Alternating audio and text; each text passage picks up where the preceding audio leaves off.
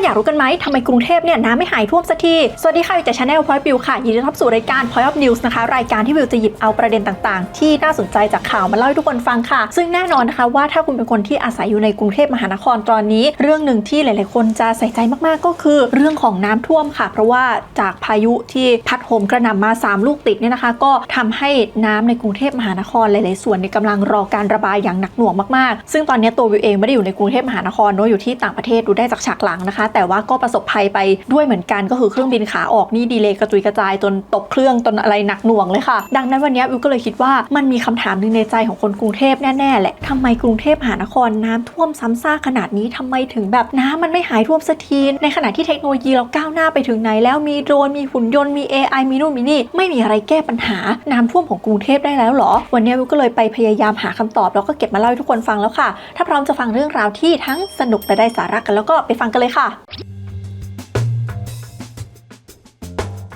ก่อนที่เราจะพูดถึงสาเหตุที่ทำให้กรุงเทพมหานครน้ำท่วมเนี่ยนะคะเราต้องมาให้นิยามคำว่าน้ำท่วมก่อนค่ะเพราะว่าทุกวันนี้อะไรก็ตามที่เราเห็นว่ามีน้ำขังอยู่ในกรุงเทพมหานครเนี่ยถ้าเราต้องเดินลุยน้ำต้องขับรถลุยน้ำออกจากตึกไม่ได้อาคารไม่ได้เราจะนับว่านั่นคือน้ำท่วมหมดเลยใช่ไหมคะแต่จริงๆแล้วน้ำท่วมของกรุงเทพมหานครเนี่ยมันแบ่งออกเป็น2กลุ่มใหญ่ๆด้วยกันค่ะก็คือน้ำท่วมแบบท่วมเลยท่วมใหญ่ๆท่วมอยู่เป็นเดือนท่วมน้ำไม่ลดสักทีจนถึงขั้นที่เราจะต้องเห็นภาพว่ามีคนเอาเรือมาพายกันในกรุงเทพเราเห็นไปเมื่อปี2554อันนั้นคือน้ำท่วมประเภทที่1กับน้ำท่วมประเภทที่2ก็คือประเภทที่เราเจอกันบ่อยๆเดี๋ยวฝนตกนิดฝนตกหน่อยน้ำท่วมอีกและน้ำขังตรงนั้นน้ำขังตรงนี้ค่ะซึ่งถ้าเราเอาน้ำท่วมกรุงเทพมหานครแบบแรกเนี่ยนะคะที่ถึงขั้นจะต้องมาพายเรือกันในกรุงเทพเอารถเมล์ไปรับคนมีรถช่วยผู้ประสบภัยอะไรเนี่ยเอาจริงๆจากที่วิวไปค้นบันทึกมาเนี่ยนะก็มีอยู่ทั้งหมด10ครั้งด้วยกันนะคะซึ่งหลายคนก็อาจจะลุ้นๆอยู่ว่าครั้งนี้เป็นครั้งที่11หรือเปล่าเพราะว่าพายุซัดมาหลายลูกเหลือเกินนะแต่เอาว่าถ้าเรายังไม่นับครั้งนี้ตั้งแต่สมัยรัชกาลที่1ที่เริ่มมีเมืองหลวงเป็นกรุงเทพมหานครมาจนถึงปัจจุบันมีทั้งหมด10ครั้งด้วยกันค่ะซึ่งแต่ละครั้งเนี่ยนะคะก็จะมีสาเหตุที่มาที่ไปของน้ำท่วมที่แตกต่างกันเช่นในปี2518 2526 2537แล้วก็ปี2554เนี่ยนะคะรวมถึงครั้งนี้ที่ลุ้นกันอยู่เนี่ยก็จะเกิดจากพายุค่ะอย่างรอบปี2526เนี่ยนะถือว่าหนักหน่วงมากค่ะเพราะว่าเจอพายุเข้าไป2ลูกจนถึงขั้นที่ว่าไม่ใช่แค่กรุงเทพมหานครนะแต่น้ำเนี่ยล้นเขื่อนทั่วประเทศไทยเลยกรุงเทพมหานครตอนนั้นก็น้ำท่วมไปยาวๆ4เดือนนะคะเสียหายไปก็หนักหน่วงมากๆเพราะว่าเวลาที่เราพูดถึงคำว่าปีน้ำท่วมเนี่ยเราก็ยังนึกถึงปี2554อยู่รอบนั้นก็เกิดจากพายุเหมือนกันนะคะที่พัดซ้ำเข้ามาในประเทศไทยหลายลูกเลยตั้งแต่เดือนมิถุนายนยันตุลาคมรอบนั้นธนาคารโลกประเมินไว้เลยนะว่าเราเสียหายไป 1.44 ล้านบาทถือว่าเยอะมากติดท็อป 10 ของเหตุการณ์น้ำท่วมของโลกเลยนะนี่อาจจะเป็นสาเหตุที่ทำให้หลายๆคนก็หวาดผวาอยู่นะเพราะว่ารอบนี้เราเจอพายุ3ลูกติดนะคะก็คือพายุวิภาคาจิกิแล้วก็หนองฟ้าต่อค่ะพายุเนี่ยก็เป็นสาเหตุของน้ำท่วมใหญ่ในกรุงเทพมหานครครั้งที่ผ่านๆมานะคะส่วนอีกสาเหตุหนึ่งที่จะเกิดได้ที่ทำให้กรุงเทพมหานครน้ำท่วมแบบหนักหน่วงเลยเนี่ยก็จะมีเคสที่น้ำจากภาคอื่นเนี่ยไหลทะลักเข้าท่วมกรุงเทพมหานครค่ะอย่างในปี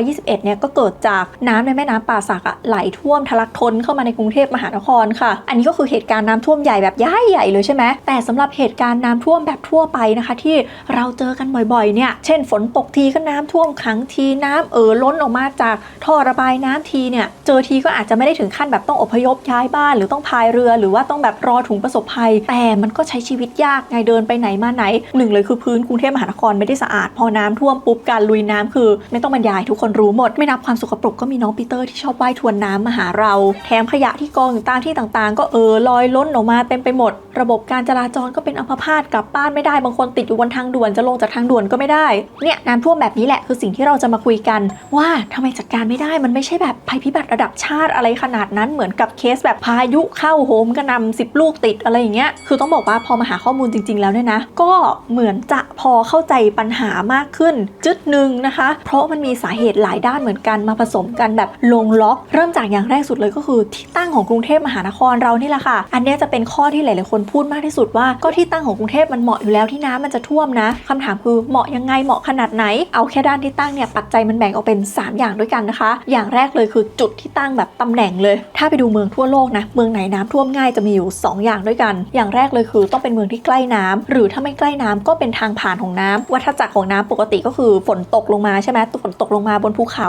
น้ำจากที่สูงก็จะไหลปุ๊บลงมาหาแม่น้ำลำคลองแปลว่าจุดที่น้ำจะท่วมก็คือตรงไหนก็ตามที่น้ำมันจะไหลหลากลงมาเพื่อจะมาที่แม่น้ำลำคล องต่างๆหรือคนที่อยู่ใกล้แม่น้ำลำคลองยังไงก็โดนอยู่แล้วซึ่งฟังดูแบบนี้เราในฐานะชาวกรุงเทพเราก็รู้กันว่ากรุงเทพมหานครเช็คลิสต์ครบคู่เลยค่ะทั้งใกล้น้ำทั้งเป็นทางผ่านน้ำเลยใครทันน้ำท่วมปี 54จะคุ้นหูกับคำนี้มากคำว่าน้ำเหนือค่ะน้ำเหนือหรือน้องน้ำของเรานั่นแหละคือกรุงเทพมหานครเนี่ยเป็นทางผ่านของน้ำเหนือที่เขาจะต้องการไปที่อ่าวไทยนะคะซึ่งวิธีที่จะไปก็ไปได้ตามแม่น้ำลำคลองต่างๆมากมายและแม่น้ำลำคลองส่วนหนึ่งในนั้นก็ผ่านกรุงเทพมหานครนี่แหละโดยเฉพาะช่วงเดือนสิงหาถึงตุลาคมมันคือจังหวะนั้นเลยเพราะว่าฝนมันจะตกเยอะตรงบริเวณพื้นที่ตอนเหนือของไทยน้ำมันก็ต้องมีที่ออกไงมันก็จะไหลลงมาช่วงนี้ตามแม่น้ำที่เราร่ำเรียนมาตั้งแต่เด็กปิงวังยมน่านอะไรไหลลงมาตามแม่น้ำเจ้าพระยาเพื่อที่ว่าจากแม่น้ำเจ้าพระยาเนี่ยจะได้ไหลออกอ่าวไทยไปเลยค่ะอย่างยังไม่พอค่ะนอกจากกรุงเทพเนี่ยจะเป็นทางที่น้ำเหนือไหลผ่านแล้วนะกรุงเทพเรายังใกล้น้ำอีกคือไม่ใช่ใกล้น้ำหมายถึงแม่น้ำเจ้าพระยานะเราใกล้น้ำที่ใหญ่กว่านั้นคืออ่าวไทยค่ะทุกคนแปลว่าถ้าสมมติว่ามันเป็นช่วงที่แบบน้ำทะเลหนุนสูงเราก็มีโอกาสที่น้ำจะท่วมตามธรรมชาติอยู่แล้วเรานึกสภาพจังหวะแจ็คพอตนะสมมติว่าน้ำเหนือไหลลงมาในช่วงฤดูนั้นปุ๊บแล้วฤดูนั้นมันเกิดน้ำทะเลหนุนสูงอีกกรุงเทพก็คือเหมือนแซนด์วิชอยู่ตรงกลางน้ำเหนือก็มาทางน้ำทะเลก็มาทางประกบติดอยู่ตรงกลางเลยนะคะอย่างที่2ที่ทำให้กรุงเทพเนี่ยน้ำท่วมแบบท่วมกระจุยกระจายก็คือระดับความสูงเหนือน้ำทะเลของบริเวณเมืองเราคือเราต้องนึกสภาพว่าน้ำทะเลอยู่อย่างนี้ใช่ไหมเวลาที่เราไปมองที่ต่างๆแผ่นดินมันก็ต้องสูงกว่าน้ำทะเลทีนี้มันอยู่ที่ว่าตรงไหนจะสูงกว่าน้ำทะเลเท่าไหร่อะไรยังไงซึ่งในทางเทคนิคแล้วกรุงเทพมหานครเราไม่ได้ถือว่าเป็นเมืองที่แบบโอ้โหสูงอะไรขนาดนั้นเลยเราอยู่สูงเหนือน้ำทะเลแค่ประมาณ 1-1.5 เมตรเท่านั้นนะคะลองเทียบกับจังหวัดอื่นดูนะนครราชสีมาเหนือน้ำทะเล187 เมตรอุตรดิตถ์63 เมตรราชบุรี5 เมตรขนาดภูเก็ตที่ว่าติดทะเลหนักๆเนี่ยเขายังสูงกว่าน้ำทะเล2 เมตรเลยก็คือยังสูงกว่ากรุงเทพแล้วเราก็รู้กันดีว่าน้ำเนี่ยไหลจากที่สูงลงสู่ที่ต่ำในเมื่อกรุงเทพมหานครของเราอยู่ในที่ต่ำนะคะก็ไม่แปลกที่มันจะเป็นพื้นที่รับน้ำที่น้ำมันก็จะไหลลงมากองกันอยู่ตรงกรุงเทพมหานครนี่แหละและอย่างสุดท้ายเลยนะคะก็คือสภาพดินของกรุงเทพมหานครค่ะซึ่งดินบริเวณกรุงเทพมหานครเนี่ยจะเป็นดินอ่อนก็คือจะเป็นแบบดินอ่อนประมาณ30 เมตรด้วยกันแล้วหลังจากนั้นถึงจะเป็นดินแข็งนะดังนั้นเวลาที่เราจะสร้างอะไรเนี่ยเราก็ต้องตอกเสาเข็มกันหนักหน่วงมากๆนะคะไม่เหมือนบางเมืองที่เขาอาจจะตั้งอยู่บนหินหรือว่าอะไรที่มันแข็งๆนะและด้วยความที่เป็นดินอ่อนก็แปลว่ามันมีโอกาสซุดตัวไงยิ่งเราไปสร้างเมืองสร้างอะไรเยอะๆมันยิ่งซุดนะก็มีคนกล่าวเอาไว้ว่ากรุงเทพมหานครเนี่ยซุดปีละประมาณ1 เซนติเมตรนะคะนึกดูว่าอยู่ไป30 ปีก็ซุดไป30 เซนซุดไปฟุตหนึ่งก็เยอะอยู่นะคำถามคือรู้ว่ากรุงเทพมหานครเป็นแบบนี้แล้วเรามาตั้งตรงนี้ทำไมเราไปเลือกชัยภูมิดีๆในการตั้งเมืองหลวงล่ะเรื่องนี้เราต้องย้อนเวลากลับไปในสมัยพระบาทสมเด็จพระพุทธยอดฟ้าจุฬาโลกมหาราชนะคะตอนที่ยังเป็นสมเด็จเจ้าพระยามหากษัตริย์ศึกและกำลังจะเปลี่ยนเป็นสมเด็จพระพุทธยอดฟ้าจุฬาโลกมหาราชตั้งเมืองกรุงเทพเนี่ยตอนนั้นพระองค์เนี่ยตัดสินพระทัยย้ายเมืองหลวงจากกรุงธนบุรีมาตั้งบริเวณเกาะรัตนโกสินทร์ปัจจุบันใช่ไหมในปีพุทธศักราชที่ 2310 ถามว่าทำไมตอนนั้นเลือกที่นี่เพราะตอนนั้นกรุงเทพมหานครคือพื้นที่ราบลุ่มดินดีแล้วตอนนั้นคนในกรุงเทพเนี่ยทำอาชีพเพาะปลูกกันดังนั้นพื้นที่ราบลุ่มดินดีคือที่ที่เหมาะกับการเพาะปลูกมากคนสมัยโบราณเขารู้วัฏจักรของน้ำอยู่แล้วค่ะเขารู้ว่าในช่วงเดือน12แบบไทยนะมันจะเป็นฤดูน้ำหลากพื้นที่บริเวณนี้จะถูกน้ำท่วมไปจนหมดเหมือนกับพวกคำกรลำนำที่คนไทยสมัยโบราณเขาชอบท่องกันเดือน11น้ำนองเดือน12น้ำทรงพอเดือนอ้ายเดือนยี่น้ำก็รี่ไหลลงแปลว่าคนโบราณเขารู้ค่ะว่าน้ำมันท่วมทุกปีเป็นปกติแต่เดี๋ยวมันก็ลงนะซึ่งในสมัยโบราณเนี่ยการที่น้ำท่วมถามว่ามีประโยชน์อะไรมีประโยชน์ก็คือถ้ามันมีค่าศึกสงครามมาอย่างน้อยมันต้องมีเดือนนึงที่ค่าศึกสงครามแบบอุ๊ยฉันอยู่ไม่ได้น้ำมันท่วมกลับดีกว่าแล้วเดี๋ยวปีหน้าค่อยมาใหม่มันก็เป็นแบบช่วงจังหวะพักสงครามไงแถมเรื่องการเพาะปลูกการอะไรมันก็ต้องมีฤดูกาลของมันน้ำท่วมมาแปลว่าหลังจากน้ำจากไปพื้นที่ตรงนั้นก็อุดมสมบูรณ์เหมาะมากเหมาะสุดๆกับชีวิตของคนสมัยนู้นสมัยรัชกาลที่1แล้วสมัยนั้นเขาก็รู้อยู่แล้วว่ากรุงเทพมีปัญหาเรื่องน้ำบางช่วงเยอะไปน้อยไปอะไรยังไงเขาก็เลยมีการจัดการเรื่องน้ำกันอยู่แล้วตั้งแต่สมัยต้นรัตนโกสินทร์คือพอสร้างเมืองก็มีการขุดคลองขุดคูขุดอะไรเต็มไปหมดไม่ว่าจะเป็นคลองหลอดคลองโอ่งอ่างคลองบางลำพูคูเมืองคืออย่างพวกคลองคูเมืองเนี่ยไม่ได้สร้างขึ้นมาเพื่อป้องกันข้าศึกเท่านั้นแต่สร้างขึ้นมาเพื่อช่วยเรื่องการจัดการน้ำด้วยแถมยังไม่พอยังช่วยเรื่องการเดินทางในสมัยที่แบบยังไม่ได้ใช้รถใช้ถนนกันเป็นหลักอีกนะคะพายเรือไปไหนก็สะดวกเดินทางคล่องเลยเห็นไหมว่าการเลือกโลเคชั่นกรุงเทพเนี่ยแล้วเลือกเรื่องการน้ำท่วมเนี่ยเขาตั้งใจเลือกนะตั้งใจเลือกให้เหมาะกับวิถีชีวิตของคนสมัยนั้นแต่หลังจากนั้นเนี่ยกรุงเทพมหานครก็มีจังหวะที่เปลี่ยนผ่านไปอะไรไปการจัดสรรการปกครองใหม่นู่นนี่มีการรวมมณฑลกรุงเทพสมัยรัชกาลที่5 2515มีการรวบกรุงธนบุรีเข้ามาสุดท้ายรวมเป็นกรุงเทพมหานครแบบปัจจุบันในปี 2515 ดังนั้นอาณาเขตกรุงเทพมหานครปัจจุบันเนี่ยก็เลยได้มรดกมาจากสมัยนั้นด้วยก็คือน้ำที่ท่วมถึงเอาไว้กันฆ่าศึกเอาไว้เพาะปลูกเอาไว้ทำอะไรต่างๆค่ะประเด็นคือกรุงเทพมหานครทุกวันนี้เราเปลี่ยนกันไปหมดแล้วไงวิถีชีวิตเราไม่ได้เพาะปลูกเหมือนสมัยก่อนเราไม่ได้ใช้เรือในการขนส่งคมนาคมเป็นหลักเหมือนแต่ก่อนที่แบบก็น้ำท่วมก็ไม่เป็นไรบ้านฉันมีเรือก็เอามาพายหรือเราก็ไม่ได้มีฟังก์ชันที่เราจะต้องกันฆ่าศึกเข้ากรุงเทพมหานครด้วยน้ำทุกวันนี้เหมือนกันชาวกรุงเทพเดินทางออกจากบ้านตัวเองมากกว่าอะไรอย่างนี้แล้วนึกดูว่ากรุงเทพมหานครเราเจริญขึ้นเรื่อยๆผู้คนก็หลากหลายขึ้นประชากรมากขึ้นพื้นที่ก็ชักจะไม่พอในเมื่อคลองเราไม่ค่อยได้ใช้เหมือนเดิมงั้นเราก็เอาฟังก์ชันที่ไม่ค่อยมีประโยชน์ออกไปเอาคลองออกไปแล้วก็ถมเป็นถนนแทนจากการพายเรือหากันเราก็เปลี่ยนเป็นใช้รถเมล์ใช้รถยนต์ช่วงที่เมืองโตอย่างรวดเร็วนี่แหละคือจุดเริ่มต้นของปัญหาคาราคาซังที่ทำให้น้ำท่วมกรุงเทพบ่อยๆแบบทุกวันนี้นะคะเพราะว่าอย่างที่หนึ่งเลยนะพอเราเปลี่ยนวิถีชีวิตเนี่ยมันทำให้พื้นที่ซับน้ำน้อยลงค่ะใครที่ไม่เข้าใจคำว่าพื้นที่ซับน้ำมันคือพื้นที่ที่แบบเวลาน้ำมันไหลลงไปแล้วมันไม่ท่วมไม่ขังมันซับลงไปเหมือนเอาทิชชู่ซับน้ำมันฟึบลงไปเลยนึกภาพเวลาที่เราเอาสายยางฉีดบ้านเราฉีดไปตามสวนหน้าบ้านตรงไหนที่มันเป็นหญ้ามันจะไม่มีปัญหาพอน้ำมันก็จะซึมลงหญ้าถ้ามันไม่ได้ฉีดเยอะแบบเปิดสายยางทิ้งไว้ทั้งวันจนแอ่งนองเนี่ยนะมันไม่มีปัญหาหรอกมันก็ไหลลงดินไปไงในขณะที่ถ้าเราฉีดน้ำแบบเดียวกันใส่บริเวณพื้นที่เป็นซีเมนต์ที่แบบเป็นทางรถเข้าอย่างเงี้ยโอ้โหแป๊บเดียวจ้ะเจิ่งนองแล้วต้องรอมันแห้งทีเนี้ยแต่ก่อนเนี่ยกรุงเทพมหานครมีแม่น้ำเยอะมีคลองเยอะมีคูเยอะมีทุ่งนามีสวนมีนู่นมีนี่ทั้งหมดนี้คือพื้นที่ซับน้ำมันก็ไม่มีความจำเป็นจะต้องไปขังอยู่ในพื้นที่แบบบ้านเราหรือว่าวัดหรืออะไรเงี้ยมันก็ลงพื้นที่แถวนี้หมดแต่ปัจจุบันถามว่าพื้นที่แบบนั้นในกรุงเทพมหานครเหลือแค่ไหนน้อยมากทุกคนสวนนี่แบบแทบจะไม่เหลือแล้วพื้นนี่คอนกรีตทั้งนั้นไม่ก็ราดยางมาตอยไปอะไรไปพอมันไม่มีพื้นที่ซับน้ำมันก็ไม่มีที่ไปมันก็ค้างแหมะอยู่ตรงนั้นไงคะอย่างที่2เลยคือขาดการวางผังเมืองแบบมีประสิทธิภาพค่ะคือสมัยก่อนเนี่ยสมัยโบราณแบบโบราณคนกรุงเทพไม่ได้อยู่ทุกที่ในกรุงเทพมหานครนึกออกไหมเขาก็อยู่บางจุดบางอะไรของเขาไปตรงไหนที่น้ำมันท่วมเยอะๆมากๆบางทีเขาก็ไม่ได้ไปอยู่แต่ทุกวันนี้ที่กรุงเทพมันแพงตรงไหนที่มันสร้างบ้านได้เราก็ไปสร้างหมดแหละแล้วเราขยายเมืองกันแบบไม่ได้ดูเลยว่าตรงนี้เป็นพื้นที่ซับน้ำหรือเปล่าตรงนี้มันเป็นพื้นที่ที่ต่ำกว่าตรงอื่นมันเหมาะมากอยู่แล้วกับการน้ำท่วมมันเป็นพื้นที่รับน้ำตั้งแต่สมัยโบราณพอเมืองมันโตมากๆเนี่ยนะคะแล้วมันไม่มีพื้นที่ซับน้ำเลยน้ำท่วมลงมามันก็ไม่มีที่ไปของมันก็ท่วมขังอยู่ตรงนั้นน้ำก็เลยท่วมง่ายนี่แหละค่ะเริ่มแอบรู้สึกแล้วว่าคลิปนี้ตัวเองพูดเร็วสงสัยจะอินไปหน่อยนะทุกคนเอาว่าต่อและข้อสุดท้ายเลยค่ะที่เป็นจุดตายเลยนะก็คือเรื่องขาดการระบายน้ำที่มีประสิทธิภาพคือถ้าเราไปดูเมืองนอกเราจะเห็นว่าใช่เขาก็มีคอนเซ็ปต์เหมือนเราเหมือนกันแบบเฮ้ยเราต้องการพื้นที่เพิ่มแล้วถมแม่น้ำไหมถมคูถมคลองถมนู่นถมนี่ไหมซึ่งปกติเวลาทำแบบนั้นถามว่าทำได้ไหมทำได้อย่างวิวพาทุกคนไปทัวร์ที่รัสเซียเนี่ยก็มีสวนทั้งสวนซึ่งใหญ่มากเขาสร้างทับแม่น้ำทั้งสายเลยแต่สิ่งที่มาควบคู่กับการถมแม่น้ำหรือถมคลองหรืออะไรที่มันเป็นทางระบายน้ำก็คือมันจะต้องมีการวางทางระบายน้ำเอาไว้ข้างใต้นั้นค่ะอย่างเวลาที่ไปสวนที่รัสเซียเนี่ยเขาจะพูดเลยบอกว่านี่นะใต้สวนเนี่ยอันเนี้ยคือเคยเป็นแม่น้ำเก่าแต่ว่าพระเจ้าอเล็กซานเดอร์อยากจะได้ตรงนี้เป็นสวนก็เลยสร้างอเล็กซานเดอร์การ์เด้นแต่ไม่ต้องห่วงนะแม่น้ำยังไม่หายไปเราทำท่อระบายน้ำขนาดใหญ่อยู่ข้างใต้เหมือนเป็นแม่น้ำอีกสายนึงเลยท่อมันใหญ่มากจนเรียกได้ว่าเป็นแม่น้ำไหลอยู่ใต้ดินเนี่ยเราก็จะเห็นว่า2ฝั่งนี้มันยังมีการเชื่อมถึงกันอยู่อันนี้คือสิ่งที่เราจะได้เห็นจากตอนไปรัสเซียกรุงเทพเวลาที่เราถมคลองทำถนนเราทำไหมเราทำระบบระบายน้ำใต้ถนนของเราไหมเราทำค่ะทุกคนแต่ระบบระบายน้ำเราดีหรือเปล่านั่นคืออีกประเด็นหนึ่งคือเราอาจจะวางท่อแต่ขนาดของท่อมันอาจจะไม่ได้รองรับกับปริมาณน้ำที่มันต้องการไม่ว่าจะเป็นน้ำเดิมที่แบบใช้คลองทั้งคลองในการรับเราเหลือแค่ท่อดังนั้นพอฝนตกลงมาจากเดิมที่มันไหลวรึบลงคลองไปมันลงแค่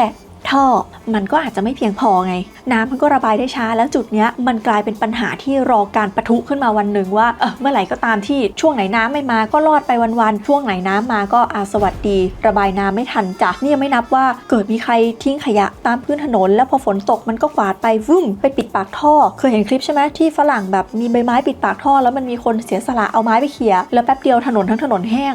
นึกภาพว่าเป็นซองขนมพลาสติกสักอันนึงปิดปากท่อนั่นแหละเกิดได้นะคะรวมไปถึงว่าเกิดมีใครเอาน้ำมัน มันหรือว่าเศษอาหารหรืออะไรที่เหลือจากการทำอาหารเทลงไปในท่อโดยตรงท่อมีน้ำมันพอกอุดตันหรือบริเวณที่มันระบายน้ำจากไอ้พวกท่อพวกนี้ไหลลงไปยังแม่น้ำทางออกมีผักตบชวาไปแปะปิดอีกเนี่ยมันก็ทำให้ระบบท่อทำงานได้ไม่เต็มที่คือระบบท่อเดิมมันก็ไม่พออยู่แล้วพอมันมีอะไรไปทำให้มันไม่เต็มที่อีกทีนี้ยิ่งแย่ใหญ่เลยนะคะซึ่งทั้งหมดเนี่ยมันก็ทำให้น้ำท่วมแหละทีนี้ถามว่าแล้วเขารู้ไหมว่าน้ำมันท่วมที่ไหนเยอะเป็นพิเศษอะไรยังไงเนี่ยมีนะคะเขามีการเก็บข้อมูลกันอยู่เหมือนกันซึ่งเดี๋ยวพูดผ่านๆให้ฟังเผื่อว่าใครจะสามารถเลี่ยงได้เลยได้ส่วนใครบ้านอยู่ตรงนั้นก็เสียใจด้วยนะคะเพราะว่ามันเป็นจุดที่เขาเก็บสถิติแล้วว่าน้ำมันท่วมบ่อยจริงๆบางจุดในนี้ก็ท่วมเพราะว่าระบบระบายน้ำยังรอการแก้ไขอยู่ยังรอเปลี่ยนบ่อสูบน้ำหรือบางจุดก็แบบต่ำกว่าตรงอื่นเป็นปกติเป็นธรรมชาติของมันอยู่แล้วนะคะแจกโปรยบริเวณที่น้ำท่วมง่ายมีดังต่อไปนี้1เลยคือเขตหลัก4ถนนแจ้งวัฒนะช่วงจากคลองประปาถึงคลองเปรมประชากร2เขตสาทรถนนสวนพลูช่วงจากถนนสาทรใต้ถึงถนนนางลิ้นจี่และถนนสาธุประดิษฐ์บริเวณแยกตัดถนนจันทร์เขตบางขุนเทียนแถวบางขุนเทียนถึงชายทะเลช่วงจากถนนพระราม2ถึงคลองสแกงาม3เขตบางแคถนนเพชรเกษมช่วงจากคลองทวีวัฒนาถึงคลองราชมนตรีนะคะอย่างในแผนที่ที่วิวโชว์ให้ดูตอนนี้เนี่ยนะคะก็เป็นแผนที่ที่เขาเก็บสถิติซ้ำประมาณ 7-9 ปีนะว่าตรงไหนคือตรงที่น้ำท่วมบ่อยที่สุดตรงที่น้ำเงินเข้มก็คือตรงที่ท่วมบ่อยกว่าตรงที่น้ำเงินอ่อนก็คือท่วมน้อยกว่านะคะคำถามคือแล้วทุกวันนี้กรุงเทพมหานครมีการจัดการน้ำไงบ้างอันนี้ต้องบอกทุกคนก่อนบอกอันนี้ตรงๆเลยนะคะว่าคลิปนี้กรุงเทพมหานครไม่ได้สปอนเซอร์นะดังนั้นวิวเล่าจากข้อมูลที่วิวหามาได้จริงๆนะคะอ้างอิงอยู่ข้างล่างเลยได้บอกได้ไม่ได้บอกไม่ได้ในฐานะชาวกรุงเทพท่านหนึ่งที่ก็ประสบภัยเหมือนกับทุกคนนะคะอย่างแรกเรามาดูระบบจัดการน้ำแบบทั่วไปก่อนเส้นทางน้ำของกรุงเทพมหานครเนี่ยนะเข้าใจง่ายๆเลยอย่างแรกคือฝนตกใช่ไหมฝนตกลงมาปุ๊บฝนตกลงถนนที่ถนนมีท่อระบายน้ำควรจะไหลลงท่อระบายน้ำจากนั้นท่อระบายน้ำไหลลงท่อใต้ดินท่อใต้ดินจะพาน้ำไปรวมกันไหลลงคลองซึ่งในคลองก็จะมีหอยปูปลาเอาไม่ใช่จ้ะนะมันเพลงเป็ดซึ่งในคลองเนี่ยน้ำมันก็จะเชื่อมต่อกันนะคะแล้วมันก็จะไหลไปลงที่แม่น้ำเจ้าพระยานั่นเองค่ะจากนั้นแม่น้ำเจ้าพระยาเนี่ยนะคะก็จะพาน้ำไหลลงสู่ทะเลที่อ่าวไทยครั้งหนึ่งดังนั้นเวลาที่น้ำท่วมน้ำขังเนี่ยแปลว่าระบบส่วนใดส่วนหนึ่งตั้งแต่ต้นสายสุดจนถึงปลายสายสุดเนี่ยมันมีปัญหาขึ้นมาแล้วแหละอาจจะส่วนใดส่วนหนึ่งหรือว่าหลายส่วนพร้อมกันก็ได้นะอย่างท่อระบายน้ำก็เหมือนกับที่เมื่อกี้วิวบอกคือมันอาจจะมีอะไรไปอุดตันมีคราบไขมันมีอะไรทำให้มันระบายน้ำได้ไม่ดีเท่าที่ควรอาจจะมีสิ่งปลูกสร้างไปขวางคลองก็เลยทำให้น้ำในคลองระบายได้ไม่ดีสถานีสูบน้ำบางทีอุปกรณ์ในสถานีอาจจะเสียระบบท่อที่มันเชื่อมทุกอย่างเข้าด้วยกันก็อาจจะชำรุดได้ดังนั้นมันก็เลยอาจจะควบคุมน้ำไม่ได้แบบเต็มที่ซึ่งเราก็จะได้ยินข่าวเรื่อยๆแหละว่ากรุงเทพมหานครพยายามขุดลอกคูคลองขุดลอกท่อบ้างอะไรบ้างแต่มันก็จะมีปัญหาจุบจิบเช่นเครื่องยนต์รุ่นเก่าเนี่ยสูบน้ำได้ไม่เต็มประสิทธิภาพแล้วแถมต้องให้คนไปเป็นคนเปิดเครื่องอีกแล้วเครื่องมันก็เป็นเครื่องจักรที่ใช้น้ำมันเวลาเปิดทีควันก็ขึ้นอะไรอย่างเงี้ยทำไมไม่เปลี่ยนเป็นรุ่นใหม่เพราะรุ่นใหม่มันแพงและมันต้องใช้พื้นที่ในการติดตั้งเยอะมันก็อาจจะติดตั้งยากอะไรอีกมันมีแบบข้อจำกัดอะไรของมันที่ไม่ว่าจะเป็นข้อจำกัดที่เป็นข้อจำกัดจริงๆหรือข้อจำกัดทางกฎหมายหรือข้อจำกัดทางการเมืองหรือข้อจำกัดทางงบประมาณหรือข้อจำกัดใดๆที่ไม่สามารถแบบทำทุกอย่างได้สำเร็จรุ่ล่วง 100% อันนี้หมายถึงทุกสมัยที่ผ่านมาเลยนะหรืออย่างเรื่องนึงที่เราได้ยินกันมาหลายปีแล้วก็คือเรื่องอุโมงค์ระบายน้ำที่เป็นท่อขนาดใหญ่ที่เขาแบบคิดว่ากรุงเทพมหานครควรจะต้องมีละเพื่อเอาไว้ระบายน้ำได้เยอะๆมากขึ้นล่าสุดเท่าที่วิวหาข้อมูลเจอปี 2567 เนี่ยกรุงเทพติดตั้งไปแล้วทั้งหมด 7 แห่งด้วยกันนะคะเช่นที่สุขุมวิทคลองเปรมประชาแล้วก็พญาไทอย่างเงี้ยค่ะนอกจากนี้นะคะกรุงเทพมหานครก็มีระบบการจัดการน้ำที่เขาเรียกว่าโพเดอร์เป็นระบบจัดการน้ำย่อยในพื้นที่ปิดล้อมระบบนี้เขาจะเอามาใช้เสริมในกรณีที่น้ำท่วมเป็นบางจุดแล้วมันไม่สามารถแบบระบายน้ำหรือว่าระบายลงทะเลได้นะคะการทำโพเดอร์เนี่ยหมายถึงการถมพื้นที่ให้สูงขึ้นเป็นเหมือนคันดินเพื่อใช้เป็นแบบที่อยู่อาศัยหรือว่าทำกิจกรรมต่างๆซึ่งคันดินเนี่ยบางทีเขาก็สร้างเป็นถนนสร้างเป็นทางรถไฟส่วนพื้นที่ของน้ำก็จะเป็นท่อเป็นคลองเป็นอะไรไปประมาณว่ารู้อยู่แล้วว่าตรงนี้มันจะท่วมแทนที่จะปล่อยให้เหมือนฝนลงมาปุ๊บน้ำมันก็กระจายปึ้มเหมือนเทน้ำลงโต๊ะเนี่ยเราก็สร้างคันดินขึ้นมาก่อนบังคับให้น้ำมันอยู่ตรงนี้แหละแล้วค่อยจัดการน้ำด้วยวิธีต่างๆเช่นสร้างสถานีสูบน้ำดูดน้ำออกไปหรือว่าใช้ประตูควบคุมน้ำตามธรรมชาติแบบเปิดปิดประตูน้ำไปอย่างนี้นะคะซึ่งระบบนี้ในโลกเนี่ยส่วนมากเราก็จะเห็นที่เนเธอร์แลนด์ค่ะส่วนในกรุงเทพมหานครเนี่ยข้อมูลล่าสุดที่วิวเจอเมื่อปีที่แล้วเราทำอยู่ทั้งหมด22จุดเช่นที่บางกะปิที่รามคำแหงราชเทวีโซนสถานทูตอินโดนีเซียโรงภาพยนตร์เพชรรามาปทุมวันเป็นต้นนะคะดังนั้นถ้าจากที่เราฟังกันมาทั้งหมดนี้แล้วเนี่ยมาวิเคราะห์กันดูว่าสรุปแล้วทำไมน้ำท่วมกรุงเทพมหานครปัญหาที่ทำให้กรุงเทพน้ำท่วมซ้ำแล้วซ้ำอีกท่วมอยู่นั่นท่วมรอการระบายเนี่ยก็คือมีอยู่3ปัจจัยด้วยกันค่ะปัจจัยแรกคือพื้นที่ของกรุงเทพมหานครมันพร้อมอยู่แล้วที่มันจะท่วมส่วนที่2ก็คือการจัดการของกรุงเทพมหานคร เนี่ยอาจจะยังจัดการไม่ได้ 100% เหมือนที่ควรจะจัดการให้ได้เช่นท่อมันก็ยังทำงานได้ไม่ 100% หรือว่าระบบสูบน้ำมันก็ยังไม่ได้ทำงานได้ 100% ผังเมืองมันก็ไม่ได้เหมาะกับการระบายน้ำและข้อที่3ก็คือวิถีชีวิตของประชาชนค่ะที่บางทีอาจจะมีการทิ้งขยะบ้างอะไรบ้างหรือว่าวิถีชีวิตที่มันเปลี่ยนไปจากช่วงที่มีการตั้งกรุงเทพมหานครมาแล้วนะคะดังนั้นถ้าสมมติอยากจะแก้ปัญหาให้กรุงเทพมหานครแบบเลิกน้ำท่วมเนี่ยโอเคเราตัดข้อแรกทิ้งเรื่องที่ตั้งเราทำอะไรไม่ได้เพราะว่าไม่อย่างนั้นมันก็คือการย้ายเมืองหลวงก็ไม่ใช่ว่ากรุงเทพมหานครน้ำไม่ท่วมแล้วต่อให้ย้ายเมืองหลวงไปเมืองหลวงน้ำไม่ท่วมแต่กรุงเทพมหานครซึ่งอาจจะเป็นเมืองรองเมืองอะไรก็ยังท่วมเหมือนเดิมดังนั้นตัดข้อ1ไปมันก็จะเหลืออยู่2ฝ่ายนี่แหละที่จะช่วยให้น้ำท่วมกรุงเทพเนี่ยดีขึ้นนะคะก็คือฝ่ายกรุงเทพมหานครหรือว่าภาครัฐกับฝ่ายประชาชนนี่แหละค่ะอย่างฝ่ายกรุงเทพมหานครฝ่ายการจัดการเนี่ยก็ต้องไปหาวิธีการนะคะในการระบายน้ำให้มันได้มากขึ้นเพราะว่าเราก็รู้อยู่แล้วว่าเดี๋ยวฝนมันก็ตกเดี๋ยวน้ำเหนือมันก็มาเดี๋ยวน้ำทะเลมันก็หนุนสูงทีนี้ทำยังไงให้มันระบายออกไปได้เร็วที่สุดไม่ว่าจะเป็นอาจจัดหาอุปกรณ์หรือว่าอุปกรณ์ที่มีอยู่แล้วก็ต้องซ่อมแซมไหมหรือพวกแบบท่อประปาเรื่องระบบการระบายน้ำต้องแก้ไขให้เหมาะกับเมืองปัจจุบันหรือเปล่า